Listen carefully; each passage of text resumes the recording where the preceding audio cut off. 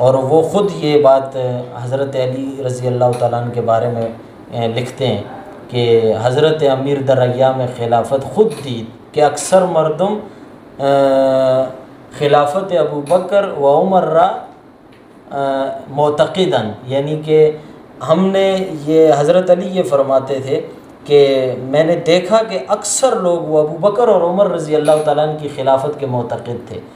वह इशारा बरहक मैदानन, और इसी को बरहक जानते थे, यानी मजालिसुल मोमिनीन में लिखा। और हज़रत अली रज़ी अल्लाह तआला अन्हु जिस निज़ाम को लेकर चले फरमाते हैं वो वही निज़ाम था जो अबू बकर और उमर का था। तो यानी सहाबा किराम जितने भी गुज़रे हैं वो उनका वो जो निज़ाम उन्होंने नाफिज़ किया, लाजमी बात है वो वही निज़ाम था जो रसूलुल्लाह सल्लल्लाहु अलैहि वसल्लम का था। तो रसूलुल्लाह सल्लल्लाहु अलैहि वसल्लम का निज़ाम जो है वही मुल्कों के इस्तेहकाम के लिए भी ज़रूरी है और इंसानियत के इस्तेहकाम। और ने कहा कि मैंने हुक्मरानों की और बादशाहों की सारी सल्तनतों को पढ़ा है जितने भी गुज़रे हैं, और मैं मजबूर हूँ इस बात पर कि मुझे बादशाहत के अंदर फ़कीरी करने वाले अबू बकर और उमर के सिवा कोई भी नज़र नहीं आया। यानी जिन्होंने बादशाहत में रहकर फ़कीरी की है ना, वो मुझे सहाबा किराम रसूलुल्लाह सल्लल्लाहु अलैहि वसल्लम के सहाबा के अलावा और कोई नज़र नहीं आया। तो वो उसी सीरत को जो है वो अपने मुल्क वालों कहते हैं ठीक है हमारा और उनका मज़हब एक नहीं है, लेकिन अगर इस मुल्क का इस्तेहकाम चाहते हो तो फिर सीरत जो है वो अबू बकर और हज़रत उमर रज़ी अल्लाह तआला अन्हु ये कायम करने के लिए, जो अगर इसको कायम करना चाहता है तो ज़रूरी है कि रसूलुल्लाह सल्लल्लाहु अलैहि वसल्लम के सहाबा के। अस्सलामु अलैकुम वरहमतुल्लाहि वबरकातुहू। जी नाज़रीन, आप देख रहे हैं प्रोग्राम चमकते चेहरे में। हूँ आपका होस्ट मोहम्मद इब्राहिम चित्राली। इस वक्त हमारे साथ मौजूद हैं उस्तादुल हदीस हज़रत मौलाना मुफ्ती मोहम्मद शकील उर रहमान हिदरी साहब। आप हज़रत हिदरी रहमतुल्लाह अलैह के शागिर्द ख़ास और मुनाज़िर भी हैं और बड़े अच्छे ख़तीब भी हैं।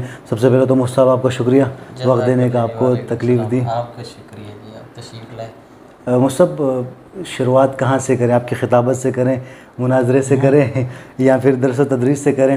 तो मुफ्ती साहब सबसे पहले तो हम मुनाज़रे से स्टार्ट करते हैं। आजकल सोशल मीडिया भी आपने देखा होगा कि हर बच्चा मुनाज़िर बना हुआ है, कोई कहीं से तनकीद कर रहा है, कोई उसके दलाइल दे रहा है, फिर उसकी वीडियो बनती है, फिर वो सोशल मीडिया में आके एक मजाक बनता है। इस दौर में जहाँ उम्मत पहले ही इंतशार का शिकार है, पहले ही हम लोग ग्रुपों में, जमातों में और फ़िरक़ों में बढ़ चुके हैं, अब क्या समझते हैं मुनाज़रे से उम्मत मुनाज़रे करके मज़ीद उम्मत को बांटना चाहिए या नहीं, मुनाज़रा करना ठीक है? असल में बात यह है कि आपका सवाल बिल्कुल वजह है, और पहला सवाल ही आपका जो है इंतहाई कड़क किस्म का सवाल है। सवाल आपका बिल्कुल वजह है, लेकिन हर चीज़ के अंदर जो है दोनों तरह के पहलू होते हैं।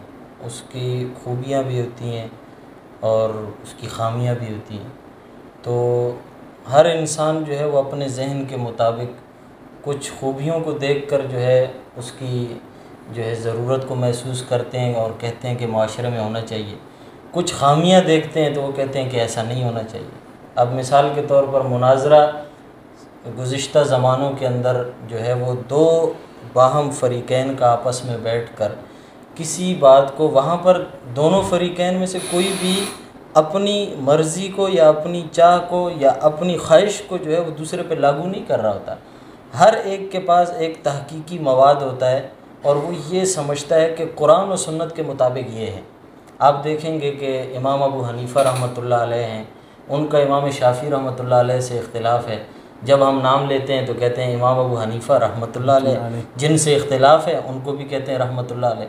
तो ये वो इख्तिलाफ़ है कि जिस इख्तिलाफ़ को उम्मत के लिए बरकत कहा गया है, रहमत कहा गया है, यानी ये रहमत का सबब है। और जिसमें हम देखते हैं कि जी वो शायद जिनकी आप बात कर रहे हैं ना, वो तो मुनाज़रा तो नहीं है, बस वो मुजादला है, उसको मुजादला कहते हैं। वो लड़ाई और झगड़ा है जिसमें मतलब दो फरीक बैठकर, आजकल सोशल मीडिया का दौर है तो वो अपनी पब्लिसिटी के लिए जो है इस तरह किताबों पे हाथ मार के 10,000 ले लो, ये जवाब दे दो, ये कोई तरीका नहीं है। तो जो लोग मतलब इसका इख्तिलाफ़ करते हैं इस बात से, मुनाज़रे से, तो वो इस खामी को देखते हैं। हालांकि ये खामी नहीं है, ये वहाँ उस इदारे की कोताही है या उनके जो है उस जिस मजलिस के साथ उनका ताल्लुक़ है उसकी कोताही है या उनके बड़ों की कोताही है। ये तो उन पर एतराज़ होना चाहिए कि आपने इन लोगों को क्यों इतनी छूट दी कि ये इस तरह मैदान में आते हैं। तो निजी महफ़िल जो होती है वो तो निजी होती है। जब आप किसी के सामने मंजर आम पर आ रहे हैं तो लाज़मी बात है कि आपको उस शख्सियत के साथ आना चाहिए कि जो दूसरों के लिए फ़ायदे और दूसरे के लिए नफ़े का बायस बने, ना कि जो है उसके लिए दीन बेजारी का बायस बने।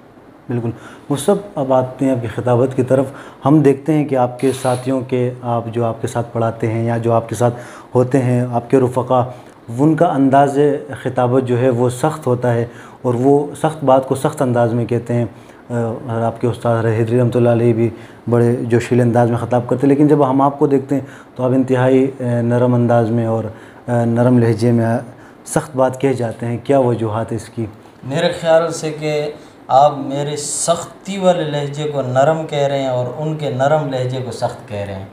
मेरे उस्ताद मोहतरम के हज़रत रहमतुल्लाह अलैह की जो सख्ती देखेंगे, बात यह है ना कि जब सच्चाई होती है ना तो सच्चाई के पीछे ज़ोर होता है। बिल्कुल, ये जो जोश है या ज़ोर है ये सच्चाई का होता है। जहाँ सच्चाई नहीं होती ना वहाँ जोश जो है वो सिर्फ मज़ाक बन जाता है, दूसरे के लिए तफरीह का सामान बन जाता है। हमारे पास यानी हमारा किसी से क्या इख्तिलाफ़ हो सकता है? आज तक मतलब अल्हम्दुलिल्लाह जो ज़िंदगी मैंने गुजारी है, हज़रत के साथ जो वक़्त गुज़रा है, मैं नहीं समझता कि उनका ज़िंदगी में किसी के साथ भी किसी किस्म का कोई तनाज़ा था। हमेशा जो उन्होंने बात की वो बात की उख़ुवत की, भाईचारगी की। मैं आपको एक मिसाल दूँ, हज़रत रहमतुल्लाह अलैह जिस कौम से ताल्लुक़ रखते हैं वो जांवरी कौम है, खैरपुर की, यानी लड़ाका समझी जाने वाली कौम है। इस तरह के लोग हैं। जब हज़रत के वालिद साहब को शहीद किया गया तो हज़रत रहमतुल्लाह अलैह जो है वहाँ आकर खड़े हुए तो आपके कबीले के लोगों ने, ख़ानदान के लोगों ने यानी असला तक उठा लिया और उन्होंने कहा कि हम उनसे जाके बदला लेंगे और हम नहीं छोड़ेंगे। हज़रत रहमतुल्लाह अलैह ने फरमाया कि मैं सहाबा किराम की वजह से, दीन की वजह से, फितना ना हो इस वजह से जो है मैं अपने वालिद साहब के कत्ल का बदला भी नहीं लेता। ये हज़रत के अल्फाज थे। आप देखें कि आज आप किसी के लीडर को गाली दे देते हैं। अभी हाल ही के अंदर वाक़यात मौजूद हैं, कश्मीर का इलेक्शन आपके सामने है, क्या हाल है, क्या हुआ है वहाँ पर। यहाँ एक शख्स का वालिद उसकी आँखों के सामने जो है वो गोली लगती है और उसका भेजा जाके उसके बेटे की झोली में लगता है वालिद का। इस हालत में देखने के बावजूद भी जो शख्स अमन का दर्स दे रहा है और जो फितना परवरी से बचने का दर्स दे रहा है और अपनी कौम के सामने खड़ा हो गया, जब कौम ने नहीं माना तो हज़रत ने फरमाया पहले मेरी लाश से गुजरो, फिर जो मर्ज़ी है करना है करो। इस बात पर जो है लोग जो है वो खामोश हो गए और पीछे हट गए। अपने ख़ानदान की कौम की बातें सुनी, लेकिन हज़रत ने किसी तौर पर भी फितना हो इसको जो है आपने मुनासिब नहीं समझा, सिर्फ इस वजह से कि दीन को किसी तरह भी दुश्मन नुकसान पहुंचाने की कोशिश करे, उसमें कामयाब हो, ये मुझे मंजूर नहीं। मुसब, आजकल वैक्सीनेशन के हवाले से हुकूमत बड़ी सख्ती कर रही है और कह रहे हैं कि अब आप नहीं लगाएंगे तो आपके सिम ब्लॉक हो जाएंगे, आप सफ़र नहीं कर सकते। अवाम कन्फ्यूजन का शिकार हैं कि वो अवाम की नज़रें उलमा इकराम की तरफ से, तो ये शरई हवाले से ज़रा रहनुमाई फरमाएँ कि ये लगाना कैसा है, दुरुस्त है या नहीं लगाएँ? शरई हवाले से तो मैं इसमें क्या कहूँ, लेकिन देखें बात यह है कि इससे पहले पोलियो के मसाइल आए आपके सामने, हेपेटाइटिस के आए, ये कई बीमारियां हमारे मुल्क के अंदर जो है वो पे दर पे आती रहीं। इसके अलावा भी बहुत सी बीमारियां ऐसी हैं जो मुल्क के अंदर मौजूद हैं, लेकिन मैं एक चीज़ ऐसी है ना कि जो हमें इस फ़िक्र में डालती है कि आखिर वजह क्या है। वो हमारे हुक्मरानों का रवैया है, हमारे बड़ों का रवैया है। ये हमें इस फ़िक्र में, अगर हम उनसे इख्तिलाफ़ रखते हैं तो इसके पीछे उनका रवैया होता है, उनकी दोगला पॉलिसी होती है। जो वो दोगला पॉलिसी आवाम के सामने रखते हैं ना, यही हमें मुतनफ़िर करती है कि यार कल ये कह रहे थे, आज ये कह रहे हैं। अब वैक्सीनेशन के हवाले से हमें ये नज़र आता है कि मुल्क पाकिस्तान के अंदर आप देखते हैं कि अस्पताल मौजूद हैं, लेकिन मरीज़ जो है वो बाहर सड़कों पर पड़े हुए हैं। अच्छा, शुगर इस वक्त जो है, हेपेटाइटिस और शुगर तकरीबन जो है हर घर जो है वो उसमें मुब्तला है, उसका 1-2 अफराद जो है उसमें मुब्तला है। एक ऐसी बीमारी जो हर घर में पाई जा रही है, उसके बारे में मतलब हुकूमत को मेरी फ़िक्र नहीं है, मेरे बड़ों की फ़िक्र नहीं है। रोज़गार का मसला आपके सामने, खैर हम तो उस तरफ नहीं जाते, हम तो अल्लाह ताला पर भरोसा करके कहते हैं कि रिज़्क़ का मालिक वो है। ये जितने कहें कि हम देने वाले हैं या हम देंगे, हमने इन पर कभी भरोसा नहीं किया। लेकिन जो चीज़ ये बता रहे हैं, अब हम देखते हैं कि एक ऐसी बीमारी जो हर घर में मौजूद है, हर घर में, उसके बारे में मेरा हुक्मरान मेरी फ़िक्र नहीं कर रहा, मेरे माँ बाप की नहीं कर रहा, मेरे आलो अयाल की नहीं कर रहा, मेरे महल्ले की नहीं कर रहा, मेरे मुल्क की नहीं कर रहा। और एक ऐसी बीमारी जो पूरे पाकिस्तान के अंदर सिर्फ 5 लोगों को हुई है, यानी पोलियो, यानी केस आए तो 5 जगहों से केस आए, जो हमने अखबारों में पढ़ा। तो उस 5 केसों की वजह से पूरे मुल्क को पोलियो पिलाए गए। हमारे बड़ों का फतवा है कि जी दुरुस्त है, हमने तहकीक की है, हम इस पर कुछ भी नहीं कहते, हम बिल्कुल अपने बड़ों के साथ हैं, हम कहते हैं ठीक है।